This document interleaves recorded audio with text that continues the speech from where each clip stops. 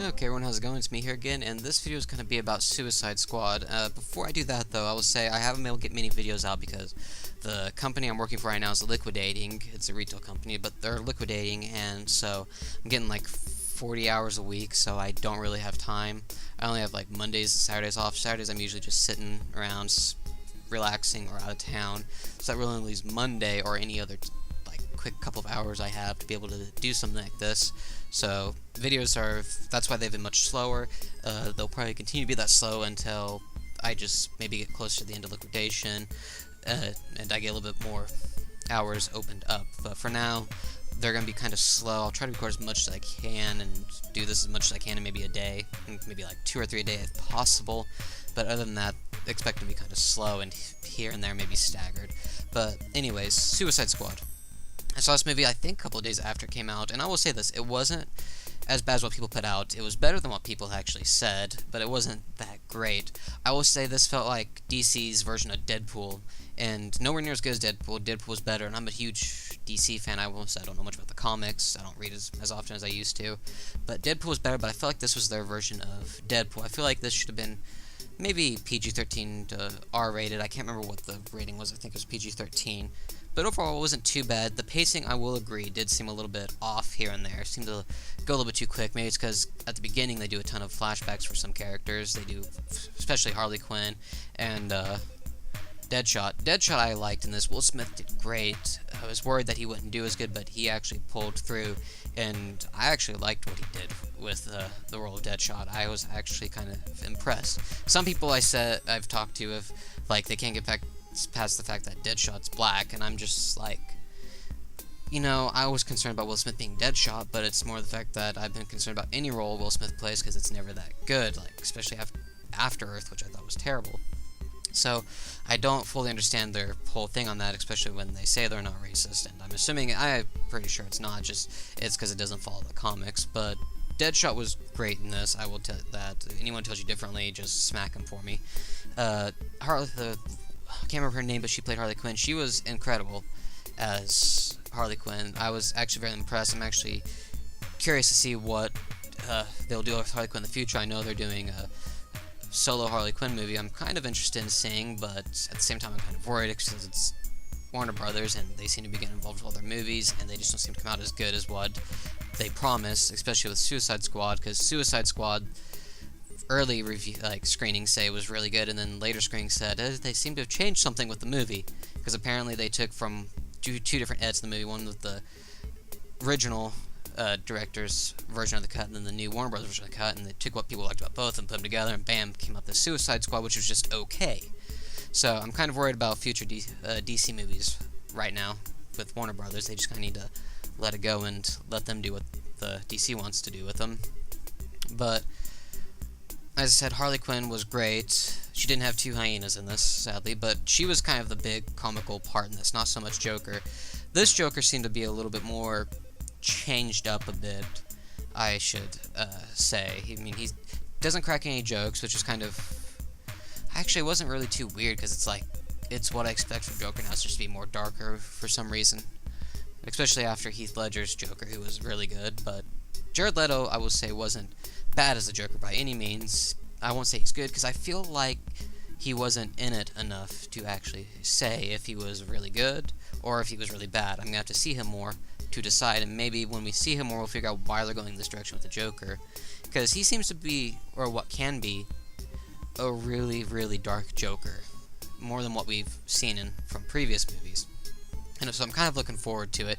He's more of the straight-up just mob boss feel that I got. I mean, Heath Ledger's Joker, I got a little bit of that feel, but this one just straight up, I mean, with everything he's wearing, the tattoos and stuff, I actually like the whole, tattoo smile on his hand. I thought that was kind of interesting.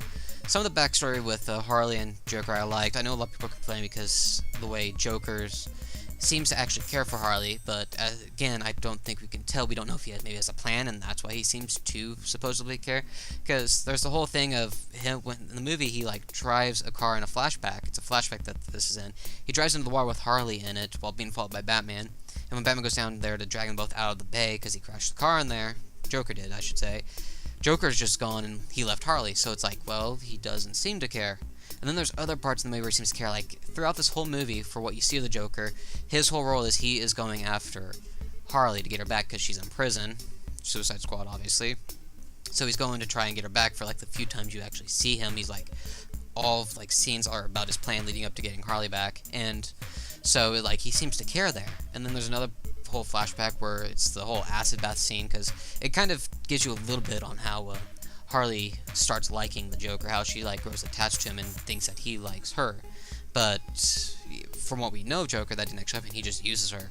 But there's a scene when kind of like, it's like an initiation type thing really with the acid bath, because they're like in this little industrial place, and they have these like giant tubs of acid down below. And as I said, it's like an initiation, which it's probably my favorite scene in the whole movie. Is she jumps in there, he just kind of watches as she's falling all the way down there, and just kind of walks off, and like he just stops, and you can tell he's just contemplating. He's like, fuck it, and then he turns around, goes back, jumps in the acid bath, and saves her. So it's like, we don't know if like he's doing this because he cares, or if he's doing this because he realizes maybe I can actually use her for like later on. She'll actually be a good resource to use. So it's like, it's hard to tell. And if that is how they're doing it, where he actually does care for her, which that's the feel I got, which I actually didn't mind, I'm be okay with that, because people always complain, oh well, it wasn't like the comics, it wasn't like the books. And it's like, if it's like that, you're just seeing the same thing over again. Yes, it's nice sometimes to see something you saw and adapted, and I saw that with The Killing Joke animated, which I thought sucked, honestly, besides the parts that were actually The Killing Joke, but that'll be a whole nother video for later, most likely. And Suicide Squad here, they changed up the little bit of the Joker and Harley, so I actually kind of like that. And speaking of which, there's like another flashback scene with Harley and Joker, and it's like they're like in this like spotlight dancing, and she's wearing her old outfit from Batman the Animated Series, and I will say it looked terrible. I'm sorry, it just did. And I don't think they meant to make it look good at all. I think it was just kind of there to, you know, call back to the animated series back then. It's like, hey, we know about it, we're calling back to it. So it was kind of nice to see, but at the same time, it looks so bad. And I'm kind of glad they did not go with that outfit. And I'm not going to even talk about her outfit in it. I mean, I liked Harley Quinn in this because I actually liked her character, not for what everyone complains that they did to her. But I'll leave it to other people to complain about, and I'll leave it alone for now. For forever, actually, that's what I should say. But overall, I did like a lot of the characters in the movie. The woman who plays Amanda Waller, I thought she played that very well. I mean, that is how I think Amanda Waller should be. I mean, that was incredible.